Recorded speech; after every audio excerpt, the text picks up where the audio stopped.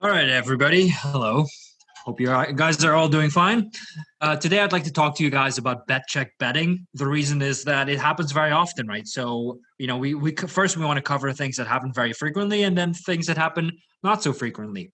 I mean, how often does it happen, right? You open raise, you see bet the flop, you check back the turn. As we know, we see bet a ton of flops. We don't bet as many turns, and so we see a lot of rivers. So, you see a lot of rivers, and so bet check betting occurs very frequently. Ranges tend to be quite wide when you do so. So, it's not as easy to figure out, right? So, all right. So today, the goals of the coaching. Number one is improving your thought process for bet check betting. As I said, ranges are quite wide when you're in this spot, so it's not easy to figure out which hands to bet, at which frequencies, which adjustments to make, etc. Key is really mixing up your play, and that starts on early streets. We're going to talk about that in a second, right? If your strategy on the flop and the turn is off, you can't really do much about it on the river anymore, right? So you need to set up a fundamentally sound strategy on the flop and the turn. We've been working on that, and then you figure out the river. And what's also important is becoming more unpredictable. What you see a lot is that at lower stakes and mid stakes is that people tend to be quite face up, and you don't really see lines that are that are unexpected. Let's say like big check raises and whatnot, or bet check betting by checking back, let's say a hand that improves on the river that you're not supposed to show up with. When you are able to show up with hands you're not supposed to show up with, villains will make bad bluffs against you. They will make bad calls and whatnot. So it's very important to mix it up so that on every type of run out, you have certain hands that can fight, right? By betting, by bluff catching, by calling check raises and whatnot. So what are we going to cover? We're going to cover how to keep track of your range. And that is extremely important, right? As I said, your range is still quite wide. So, and we're going to also talk about how to select the bet size. Obviously there's, on various different runouts, we'll have various different bet sizes, right? It really depends on how the river affects the hands. We're going to talk about mixing various types of hands and how to make adjustments against weaker players. What I don't like is being too theoretical, and I'll basically explain to you what Pile Solver is doing when oftentimes the answer's staring you in the face, right? Because his stats tell you that he's terrible in one way, or that, let's say you've played him a lot and you say, yeah, but if I do this, I know it's better, but Pile Solver doesn't allow me to. Don't ever think like that, right? Pile Solver is great for guidelines, but they're guidelines, they're not rules. Right? So c-betting range is a simplification that you can use as a guideline. But it doesn't mean that c-betting range in a certain spot, just an example, is mandatory, right? So yeah, in poker, there's very few rules, I would say. There's mostly guidelines. So don't be afraid to think outside the box and say, hey, this player does something wrong. I'm going to adjust. So first off, right after I have a sip of water, let's talk about how to keep track of your range. So the first question is, did you range bet or mix it up on the flop? If, let's say, you range bet the flop, then your pre-flop range is the same as your turn range, right? You open 45% on the button, you see bet 100% of your range on the flop, and then you still end up with that 45% range. And then on the turn, let's say we bet maybe 40, 50% of the time, and then we end up with, let's say, a little bit less than half that range. So if you let's say you bet your full range on the flop, that means that if on the turn the flush gets there, you have 100% of your flushes, right? And villain obviously has far fewer flushes because he would sometimes have check raised the flop against a wide betting range. So on the turn, let's say a flush card, or most flush runouts on the turn, you'll be far ahead if you bet range. Now, if let's say you don't bet your whole range, and let's say you bet big or you check, now you're checking back a significant amount of flush draws, right? And villain is now less likely to check raise them. So then if you ended up on the turn, you'd see that the ratio in flushes is favored. So in position, it still has more flushes, it still has better flushes, but it's much closer, right? So let's say if we have a very high frequency betting range, a very aggressive betting range on the turn, it means that, let's say when it comes to flush draws and straight draws, we don't check back many of them.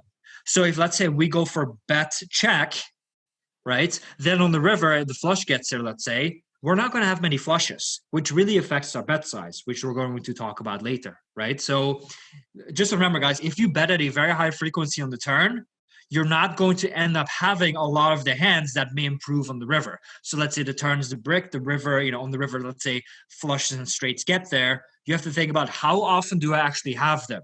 The more often you have those hands, the bigger you bet. The more often you have them, the more often you bet, not just with those hands, but also potentially with thinner hands, right? Knowing that if you get check raised, you have hands that can fight back, right? Which types of hands am I looking to which types of hands am I checking behind on the turn? As I said, well, it's kind of the same thing a little bit, right? So it's very important, guys, to check back a bit of everything. Remember this. 10 seconds ago, I probably would have thought, hey, should I even say this? But I'm not going to hold anything back.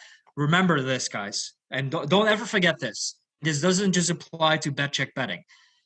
If you have a mixed strategy, so you have a check back range, you want to check back a bit of everything. So that means you want to check back a couple of nutted hands. It means you want to check back a couple of medium hands, which is very obvious. You want to check back air hands. But you also want to check back some flush draws, some straight draws, some blockers, whatnot. If you, let's say, always only check back medium strength value hands and weaker value hands, then let's say when it goes like bet check on the river, you'll never end up with flushes. You'll never end up with straights. You'll never end up with other types of hands. And then again, we go back to the previous point, you become very predictable, right? So if you have a check back range, and this counts on the flop or the turn, right? If you have a check back range, check back a bit of everything. So when, let's say, you check behind on the flop, you can sell flushes on the turn. When you go with like bet check, you still check back flushes on the turn. So on the river, you can't have flushes, right? Because otherwise, if let's say, you never check back a flush on the turn, villain goes 3x pawn on the flush completing card, and then you're screwed, right? What you're going to call with second pair? That's the best hand you show up with? No. You want to be able to show up with flushes, right? So very important to mix it up with all types of hands. And obviously, if your hand is very good, you should be more likely to bet than if your hand is not very good, right? So this is something else I tend to say. The better your equity, the more money goes in the pot. Now, not always, but in general, right? So if you have a big flush draw, you tend to bet more often than if you have a small flush draw. If you have top pair good kicker, you tend to bet more often than if you have top pair bad kicker. Now that doesn't mean we always bet the good kicker and never the bad kicker, but more often you bet with the good kicker, right? Because you just have more equity in the pot. And the third question is, how capped am I, right? And as I said, it comes back to the first 2 points again. Making sure that you have all kinds of different hands on various types of runouts. And, obviously this sounds a little bit complicated, but we'll get into the hands pretty soon, and then you'll see what I'm talking about. The last question is asking yourself, how capped is your opponent, right? So when it comes to bet check betting, if the river improves you a significant amount compared to him, then obviously our bet size is going to be larger, and our betting frequency is going to be higher. For instance, let's say the board is Queen Jack X. We take a bet check line, and the river's a 10. Let's say on Queen Jack Deuce Rainbow, we see bet full range, and the turn is a 3 in a spot where we would overbet or check, and then the river's a 10, right? Obviously, we will have ace king there, button versus big blind for 16 combinations. Okay, maybe we would sometimes bet the turn, so maybe not quite 16 combinations, but let's say like 12 of them. And villain will have 0 combinations of ace king, right? So obviously on a river like that, we're going to bet quite often, and we're going to use a large sizing. So let's say, well, okay, let's keep going first, because that's a different topic. We're a different subtopic. We're going to get into that in a minute. And the last point I'd like to make is, don't make things too complicated in the beginning, right? So I know this is kind of new, so start with a simple strategy, and then you can make things more complicated. So that mostly relates to bet sizes and whatnot. So August Selness, I hope I didn't mispronounce that, sent us a hand. I'll have another sip of water. So this is 100NL fast fold and party poker. Villain is an unknown. Here raise the button with ace 4. Okay, so let's just look at the flop. So at the hand. So And you see a lot of these elements are already applied in this hand, right? Okay, so we open ace four pre, fine, good, the only play. So it's for 2.6x. I would recommend probably going a little bit smaller, by the way, but that's off topic. So we raise and villain calls. Flop is queen, jack, ace, queen, jack. The colors are a little bit vague, so I'm not sure which suits they are, but it looks like an offsuit. Looks like a flush draw flop. Okay, so we go for a third pot bet. It's, by the way, not the sizing, the strategy I would use, but okay, we bet full range 1/3. Okay, so that's important, right? And then on the turn, it goes check, check.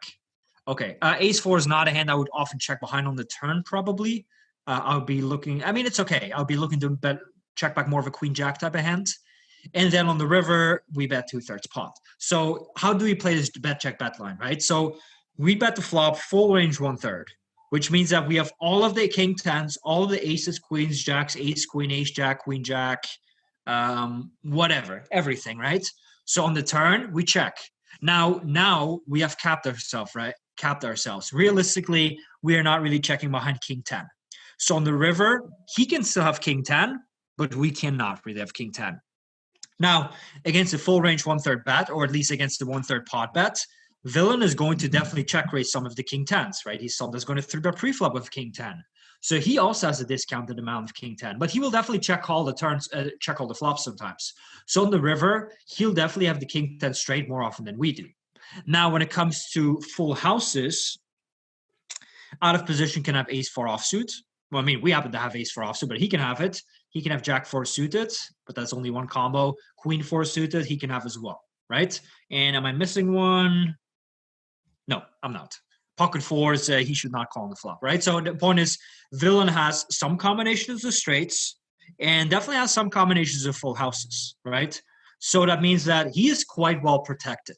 So on a river like this, overbetting in our spot is not a play, okay? So yes, our hand is a really nice overbetting hand, right? We've got a full house, and especially with the four, that's kind of disguised. So it's just very likely villain has a hand like queen, king, queen, or ace 10 or whatever, and he calls us down. So yes, if you wanted to have an overbetting range, this would be a really nice hand to do it with. But the problem is that we just don't have that many good hands, right? So even if we had a hand like ace king, do we want to overbet it? If we have, let's say, hand like ace 7, do we want to overbet it? If we make, let's say, a thin value bet of a queen, which I think is probably too thin, do we want to overbet? No, right? The vast majority of our value range here is an ace, right? So as in, let's say ace 5, right? We bet the flop, we check the turn, we bet the river. Good play. But that ace is not particularly great, right? So if you want, so basically, what is a value bet with an ace? A value bet with an ace means that you're trying to get called by, in this case, mostly a queen or a jack. So you need to find a sizing that allows you to get value from a queen or a jack, right? So if you bet really large, now you don't get value anymore because your opponent won't call you anymore. If you bet too little, you give them an easy way out, and at the same time, you don't allow yourself enough bluffs. So I think this sizing is actually good. Now, so the strategy that I would use on the flop is to go half pot actually, and to go with a mixed strategy. Obviously, I would still bet this board quite often. It's obviously a great board for us, but I would not bet this board full range. So my range is already, my play is a little bit different already, right? So if I, let's say, played this board as half pot or check, and let's say I bet like 60, 70% of the time, I would mostly check behind ace 4 on the flop, right? So I would not have as many ace 4s. I would sometimes check behind pocket aces on the flop. So I wouldn't have as many of those. But to be fair, we should also check the turn in our shoes. I would have hands like queens and jacks, obviously, to barrel with. I would still have virtually all of the king 10s to barrel with, right? So you do see that changes ranges a little bit. The reason why I don't go full range on the flop is because villain should have all the queen jack offs, most of the ace jack offs, most of the king 10 offs, probably all of them, maybe even some of the king 10 suited. It's actually not that bad of a board for villain. It's obviously a way better board for you because you have all of the nutted hands 100% of the time, and he definitely does not. He obviously doesn't have any sets, but it's not an awful spot for him. So, yeah. So the point is, guys, yes, you have a full house on this river, but at the same time, you have very few full houses, right? Like, what do you have if you bet full range? You have pocket aces, right? You bet the flop, you check the turn because you know you block a lot of ace X or like even like pair plus draw hands that call, right? Good play. But then on the river, well, you're trying to get called by an ace, but when you've got two more of them in your hand, it's just very unlikely you get called, right?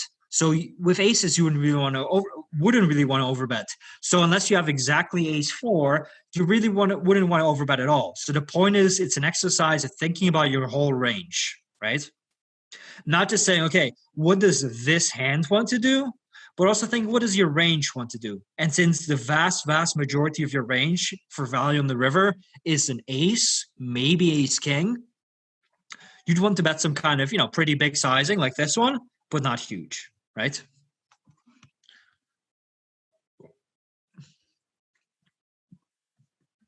So I haven't actually read the description when it comes to the river. We river a boat and the big one checks, so we are obviously value betting, correct? I think this is a run out on which the big blind is extremely capped. As I said, I disagree with that, right? I disagree. Because, I cannot see the suits too clearly, to be honest, but Jack 4 suited is possible. Queen 4 suited is possible. King 10 off is still possible, right? So let's say against a third pot bet, maybe he check raises like 2/3 of the king 10s. Obviously, he's going to check all of them on the turn. So on the river, let's say he started off with 12 combinations of king 10, he's still going to end up on the river with 4 of them, right? Which is something. And you'll probably end up with realistically 0. So when it comes to straights, he's got, let's say, a 4-0 advantage. When it comes to, Jack 4 suited, Queen 4 suited, same thing. Ace 4 offsuit, call 100% pre-flop, maybe even suited sometimes. Call flop always, obviously check turn, and on the river, he's got the full houses. So he is not that capped. So I would say, actually, you're more capped. Now, you have pocket queens and pocket jacks and he doesn't, but you'd probably bet the turn, right? So the only hand that you have that is way better than his is aces, specifically pocket aces. But again, that hand doesn't really want to overbet. I think this is a run on which big blind is extremely capped, as he should almost never have a boat. So as I said, I disagree with that. And his 2 pairs are limited to the occasional ace jack. That is ace jack is a hand we didn't even mention. That is definitely possible. Of course, you could be trapping with a flop straight, but I expect that to raise flop most of the time. Most of the time I agree with, but definitely not always. With those variables, I think it would kind of make sense to go for an overbet. So yeah, as we said here, I don't agree with that. So basically, guys, break the board down like this, right? So if you look at it first glance, you'd say like, wow, a lot of big cards. I'm the open raiser. I like big cards. The big blind does not. But if you look more in depth into how the hand played out, you'll actually see that it's not as good as you'd think. Now, we could maybe have a hand like Jack 4, Queen 4 ourselves. We didn't mention that really, but, we'll have them occasionally. But as I said, so does villain.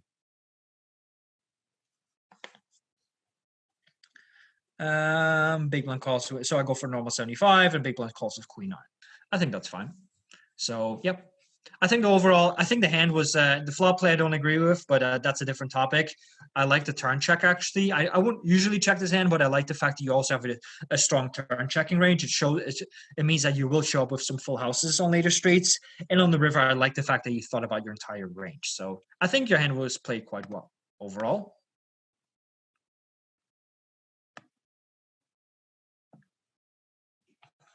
Let me quickly look at some questions. Andre says, is it a problem to check back with aces on the turn since we bet small on the flop? The problem with aces, guys, so generally, if you have top set on a dry board, this board is not so dry, I guess, you're not going to get a whole lot of action. So let's say the board is king 3 deuce and you have kings. Your hand is, obviously you can't lose right now, but your hand is not that good because a deuce and a 3 are so hard to hit for you out of position to defend with. Right. So, and when you block 2 kings, it's just very difficult for people to have anything. Your EV with pocket queens and jacks is significantly higher than with pocket aces. Because if you have pocket jacks in your hand, now it's more likely villain calls you with pocket aces or with an ace or even with a queen. Right. So in the river, I think 3/4 pot is a good bet size, David. Danielle asks, but isn't the reason why we don't overbet the fact that villain should be willing to punt in a lot of money with his strong hands? Well, it's just the fact that he has them, right? So if you were to bet really large, you kind of allow him to fold with what villain called with Queen 9 or some kind of hands like Jack 10. You kind of allow him to fold medium hands, and then you just isolate yourself against the traps in his range. right? So you kind of give villain an easy way out. You let him make easy folds and easy check raises. We want to kind of find that sizing in the middle where he's kind of in a tough spot. He's betting 75% on the flop. Okay. I would use 50 myself, Amar. I would say that's okay. So guys, break it down, right? Like, I mean, villain will defend king 10 off in the big blind virtually 100% of the time, right? So that's up to 12 combinations of straights. Let's say the board is a little bit different. Let's say it's king, queen, jack. Now he'll defend ace 10 off for 12 combos, but also 10 on off for 12 combos, right? So now he might have 24 straights. So yeah, king, queen, jack is a better hand for us than it is for the big blinds, right? Mainly because we've got more sets than two pairs. But if out of position has 24 straights in his range, going blind third pot range, I think doesn't work, right? Now, if let's say like ace king makes it straight, at least it's different because at least he doesn't have ace king, right? Okay, now he will stuff king 9 and 8-9, right? So again, you see, those boards are obviously good for us, but villain still will have straights. So I like going half pot actually. So is it a huge deal? No, but that is my preferred strategy. Can we overbet the turn with our betting range?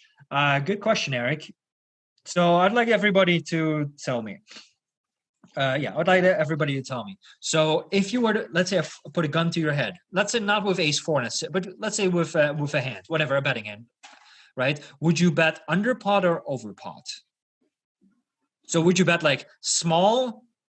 Let's say, okay, I'll give you 3 options. You can make an overbet, you can bet big, or you can bet small. What would you guys think? And just write down what you think is correct. Don't look at what others do. I'm seeing a lot of overbets. Okay, that's correct. Overbet is the play. Small bet Baldwin, I don't think it's the play. So we have the same straights. So on the if we bet full range on the flop, right, for 1/3 pot, obviously we have all of the nuts 100%. Villain doesn't have sets. He doesn't have as many straights anymore. So on the turn, like on the flop, we've lost a lot of value just betting small. So now we'd overbet. We just go for a pretty small overbet because the board is kind of locked down with the straight being present. So yeah, I would go for a small overbet on this turn. Now, if let's say you bet half pot on the flop, the pot obviously is a bit bigger on the turn. So betting big is still very important, but not as important because we've already got more value on the flop. So let's say you've got jacks on this flop, right? You don't want to bet third pot. You want to bet way more. But you believe that third pot may be the best range betting strategy, right? So we kind of sacrifice a bit of EV on the flop with jacks, or a bit of money with jacks, but you do have to get it back on later streets by sizing up. Because obviously, I mean, we've got a set on the flop. We don't want to keep this pot small. Guys, when you've got a significant range advantage, putting in as much money as you can is very important, right? If the 4 were violet, do you mean if the flush gets there, Eric? So if the flush were to get there, no, we do not overbet anymore. Why do you check on the turn of queen jack rather than ace 4? Because you just beat more often. You just get counterfeit more often, lose to bigger 2 pairs more often. If there were 2 flushes out there, I would definitely be more likely to overbet, Eric. If the flush actually got there, I would not be overbetting because then villain can have a lot of flushes himself. So, but yeah, interesting spot. So the main point is here, guys. I like the idea of the big but not huge bet because of how our overall range looks like, right? Like, yes, we happen to find like one hand that happens to be very strong in this spot, but we don't really have many. So it's good to think about like, what does 90% of your range wants to do rather than only 10%, right? Shouldn't a double flush or board be a reason not to overbet? I think it should be. No, I disagree with that, Mattia. I mean, there's a lot of. I mean, basically, villain has more stuff to call big bets with, right? So you want to obviously have a polarized range for betting and then bet. But overall, I would say the difference is very, very minimal. So I would say flush draw versus double flush draw. I think the difference is minimal, to be honest. So I don't think it's really worth talking about. It's just a small difference. So, but yeah, in my opinion, I go for a slightly more. So I go for a small overbet, right, guys? So what Jared might have been talking about is a spot where you go for a big overbet. If you go for a big overbet, it's a little bit different. Because this board is locked down with the straight, I go with a small overbet. Okay. And then because the bet size is a bit smaller, it allows you to bet a bit more. In any spot, if you bet smaller, you can bet a bit more often, right? So, you see a lot of these small details are very important in the hand, right? So whether or not you range bet, how big you bet on the flop, if the board is locked down, all of these things matter. Anyway, let's go back to river betting. So how do you select your bet size? A little bit of theory about that.